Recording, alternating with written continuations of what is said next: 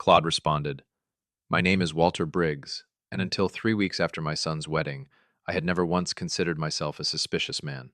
My name is Walter Briggs, and until 3 weeks after my son's wedding, I had never once considered myself a suspicious man. Then my new daughter-in-law showed up at my house with a real estate attorney and a stack of papers, asking me to sign over power of attorney on my accounts, just in case anything happened to me. She had no idea I'd already spent 2 months finding out exactly who she really was. I'm 64 years old.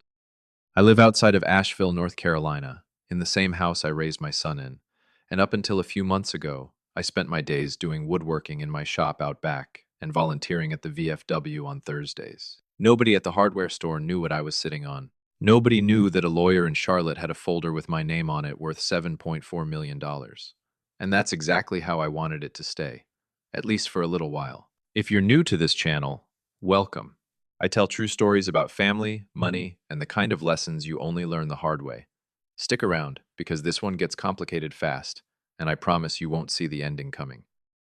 My Aunt Ruth was my father's older sister, a woman who never married, never had children, and spent almost 50 years running a small chain of pharmacies across the Carolinas that she built up from a single store her own father left her.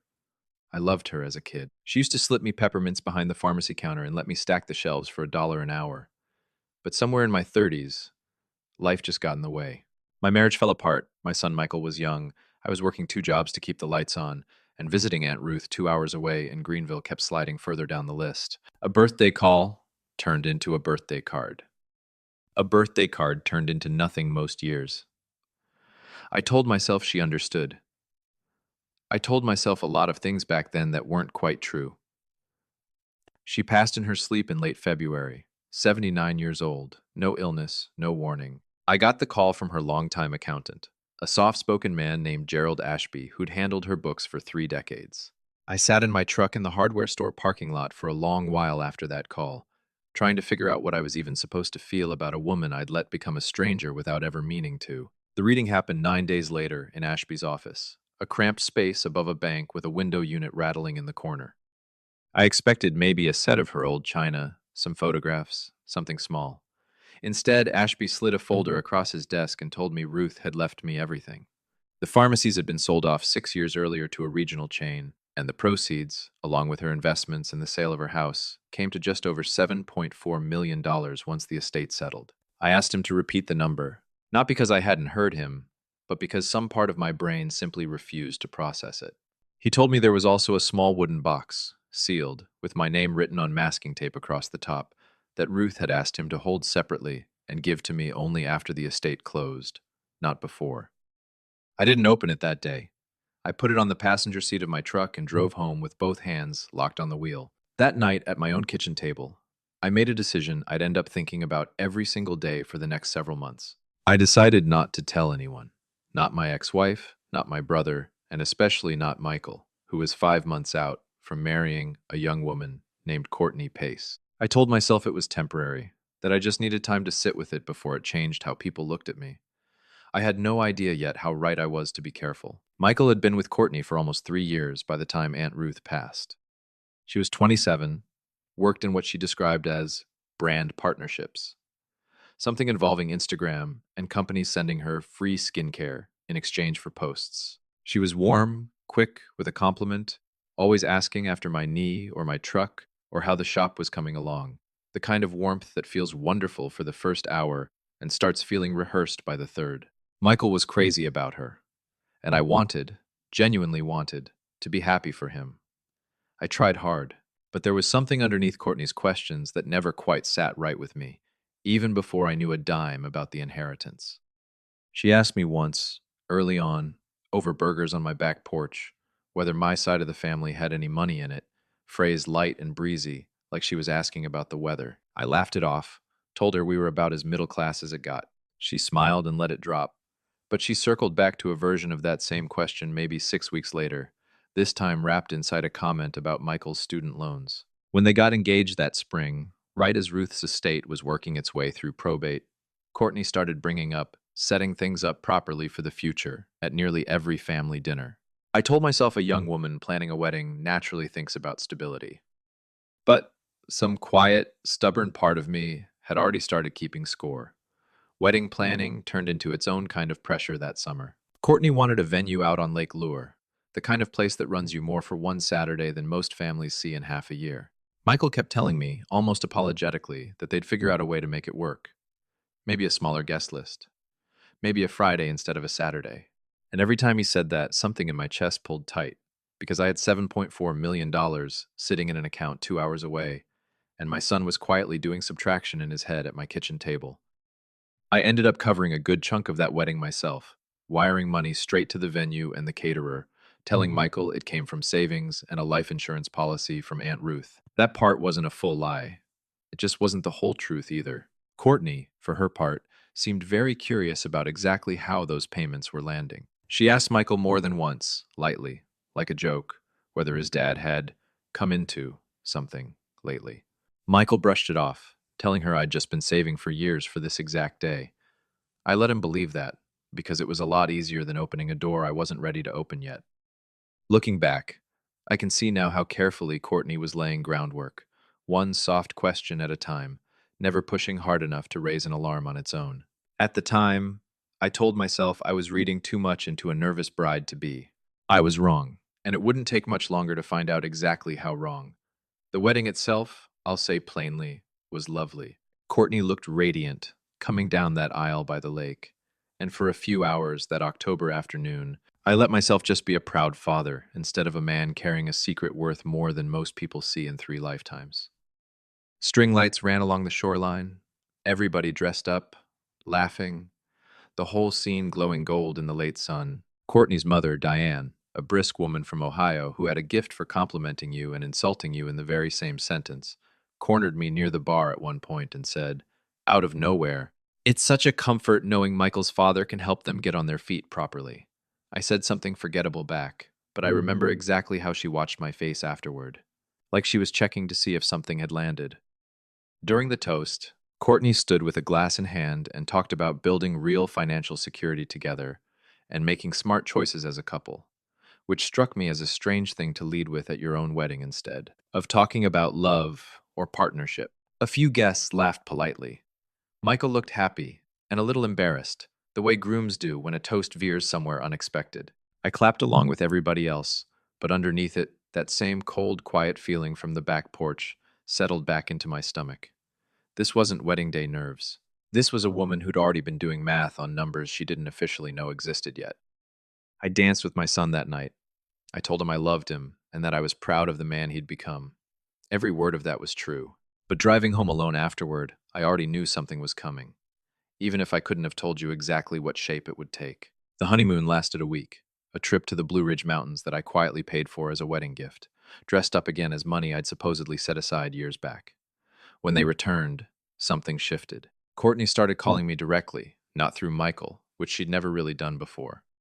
She'd ask if I wanted to grab coffee or if I needed help getting my finances organized, now that you're getting older, offering to set up online banking for me or look over my will, things she had zero training in and even less real interest in before the wedding. At first, I told myself this was just a new daughter-in-law trying to build a bond with her husband's father. I wanted to believe that because some part of me still hoped Courtney could turn out to be good for my son. But the calls kept coming, friendly every time, casual every time, and always eventually circling back to some version of the same question. Was I managing my accounts well on my own? Had I thought about consolidating everything into one place so it'd be simpler to track? Did I have someone I trusted looking out for my interests? She asked all of it with a laugh in her voice, the way you'd ask somebody about their garden. But I'd spent 32 years running a small engineering firm before I retired, and you learn fast how to spot somebody softening you up before they ask for the real thing. Courtney was doing exactly that, just with better manners.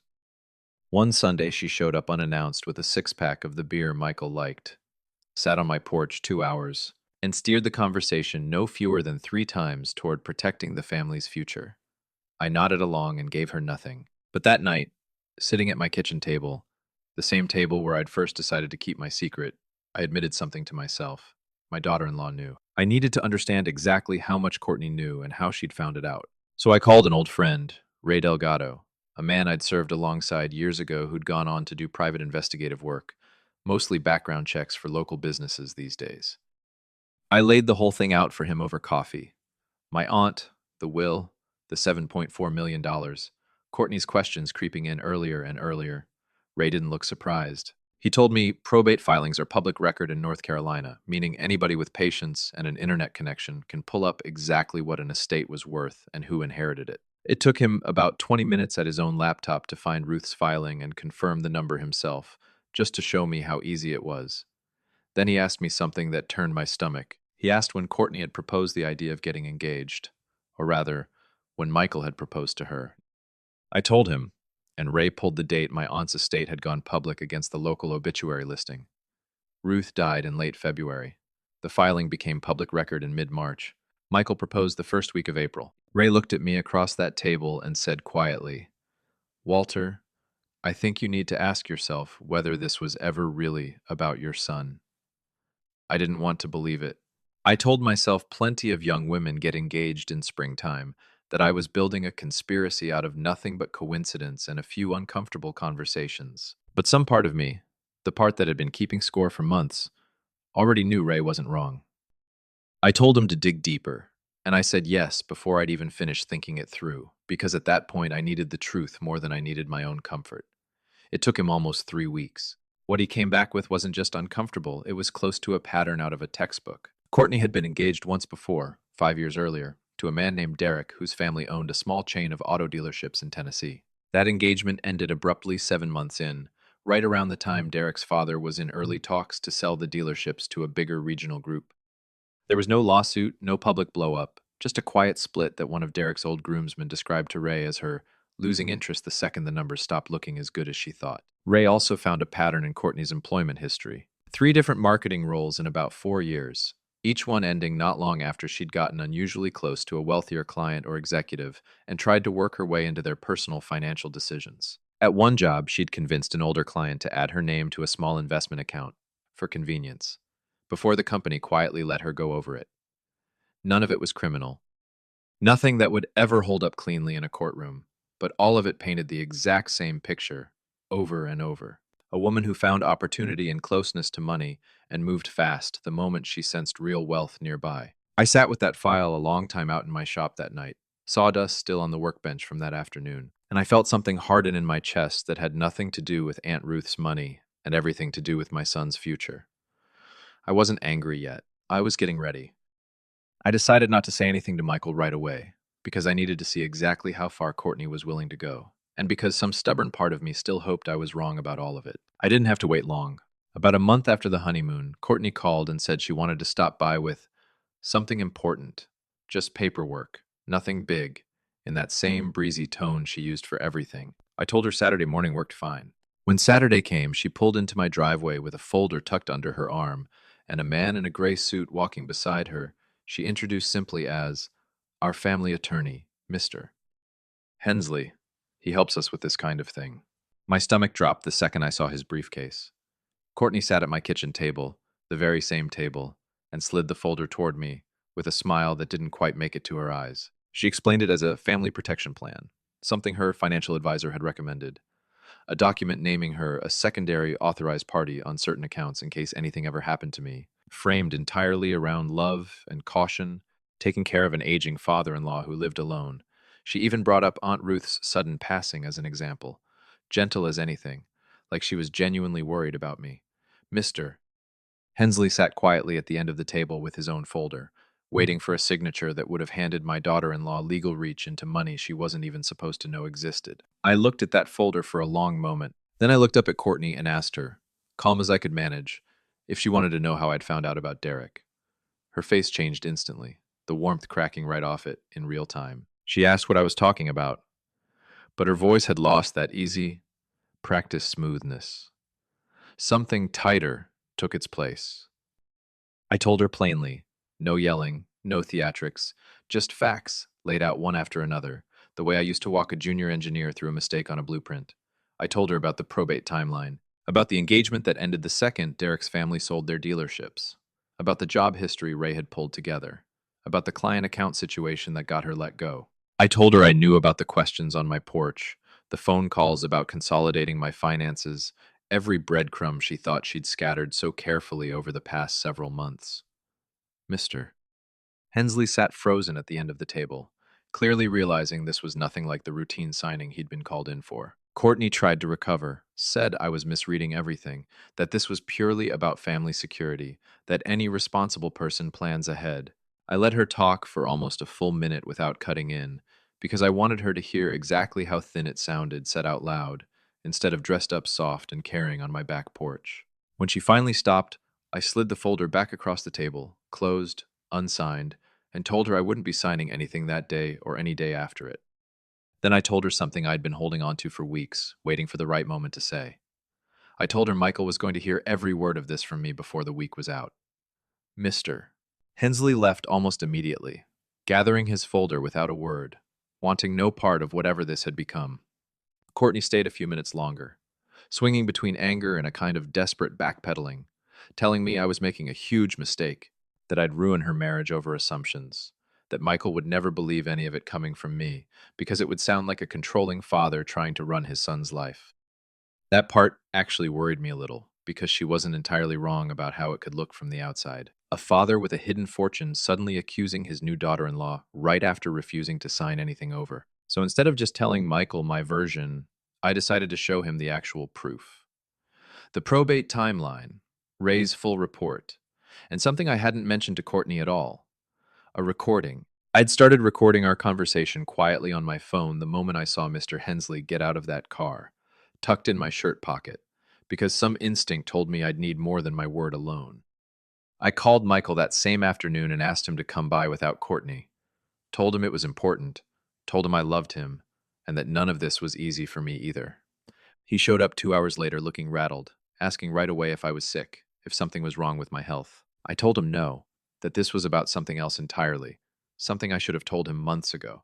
I sat him down at that same kitchen table, poured him coffee the way he'd always taken it since he was 17, and told him everything, starting with Aunt Ruth's passing and ending with the attorney who'd been sitting in that very chair 3 hours earlier. Michael sat completely still while I talked, his coffee going cold, untouched. I told him about the $7.4 million first, watched his face move through shock, and then something close to hurt, asking quietly why I hadn't told him sooner. I explained honestly that I'd been afraid of exactly what had ended up happening, that money changes how people see you, and I hadn't wanted it changing how anybody looked at his wedding either. He nodded slowly, taking that in, and I could see he understood it, even through the sting. Then I moved to Courtney, and that's when his whole posture changed. I laid the probate timeline out in front of him, showed him the dates side by side. Ruth's death, the public filing, his proposal 2 weeks later. I told him about Derek, about the dealerships, about the job history Ray had pulled together. I played him a short piece of the recording, just enough for him to hear her voice explaining the family protection plan to an attorney she'd brought without asking him first. Michael didn't say much right away. He just sat there very quietly, for almost a full minute, staring at the folder Courtney had left on my counter, the one I still hadn't signed. When he finally spoke, his voice was steadier than I expected. He said, "She asked me twice last month if you'd ever mentioned changing your will." He hadn't thought anything of it at the time. Now it confirmed everything Ray had already found, laid out fresh and painful from his own memory. He thanked me quietly for telling him. Then he asked for the folder, the recording, and Ray's full report, and said he needed to go home and talk to her himself, tonight, alone. I didn't hear from him for 2 days, and those were 2 of the longest days I'd had since the funeral. When he finally called, his voice sounded worn out but clear, the voice of a man who'd already made up his mind and just needed to say it out loud to make it real. He told me the conversation had gone about as badly as I'd figured.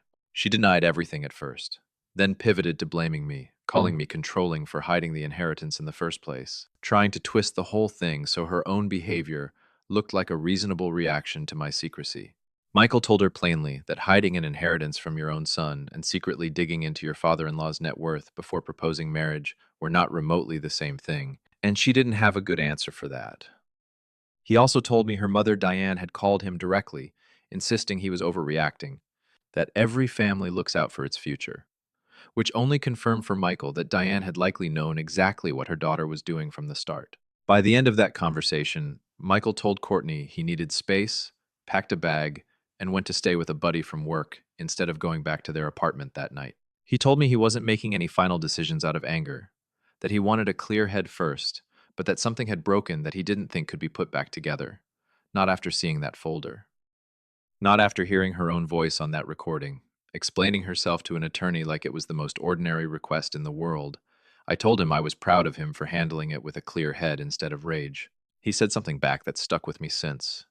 You protected me before I even knew there was anything to protect me from. 3 weeks later, Michael filed for an annulment. His lawyer explained that, given how quickly things had come apart, and the clear evidence of what she'd been after before the marriage even happened, it was a cleaner path than a long divorce.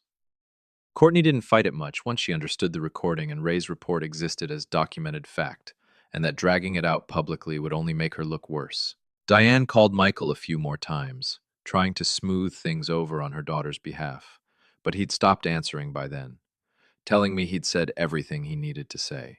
A few weeks after that, I finally sat down with Michael properly. No folders, no recordings, just the two of us at that same kitchen table on a quiet Sunday. I told him the rest of it, the parts I'd skipped over in the rush of that first hard conversation. I told him about Aunt Ruth, about the years of distance I'd let grow between us without ever meaning to, about the guilt I still carried for letting a birthday card replace an actual visit for so many years. And that's when I finally opened the little wooden box Gerald Ashby had held onto for me. Inside was a single, folded letter in Ruth's handwriting, along with an old photograph of the two of us behind the pharmacy counter when I was 9 years old, me grinning with a peppermint in my cheek. The letter wasn't long. She wrote that she'd watched me pull away over the years and never once blamed me for it, that life gets loud and people get quiet, and that she was leaving me everything not to make up for lost time, because you can't, but so that whatever years I had left, I'd have the freedom to spend them close to the people who mattered instead of chasing a paycheck. She wrote that she hoped I'd use some of it to make sure Michael never had to choose between love and survival the way so many young couples do. I read that part out loud to him, and Michael cried at that table in a way I hadn't seen since he was a boy, not out of anger this time, but something closer to relief. He told me he didn't care nearly as much about the money as he cared about the fact that I'd been quietly watching out for him the entire time, even when he had no idea there was anything to watch out for. It's been almost a year now since that Saturday morning. Courtney walked into my kitchen with an attorney trailing behind her like she already owned the place. Michael's doing well, living about 20 minutes from me these days, back in night classes for the engineering degree he'd set aside years ago to work full-time. We talk most days now, real conversations, not the careful, surface-level ones we used to have back when I was carrying a secret, without even realizing how much that secret was quietly protecting him. I still think about Aunt Ruth sometimes, about the years I let slip away out of nothing more than distraction and bad habits, and about the strange way her money ended up doing something I don't think even she intended, exposing somebody who would have taken advantage of my son if I hadn't stayed quiet long enough to see her clearly first. Folks ask me sometimes if I regret not telling Michael about the inheritance before the wedding, and my honest answer is no, not for 1 second. If I'd told him, if I'd told anybody, Courtney would have had exactly what she wanted from the start, and I never would have seen who she really was until it was far too late to do a single thing about it. Staying quiet was never about hiding money from my own family. It was about letting the truth show itself in its own time, without me forcing it, without anybody having a reason to fake a kindness they didn't actually feel. And here's the other thing I've come to believe, and I'll say it plainly because I know some folks disagree. What's in my bank account is nobody's business but my own, not my son's, not his wife's, not anybody's, until I decide otherwise.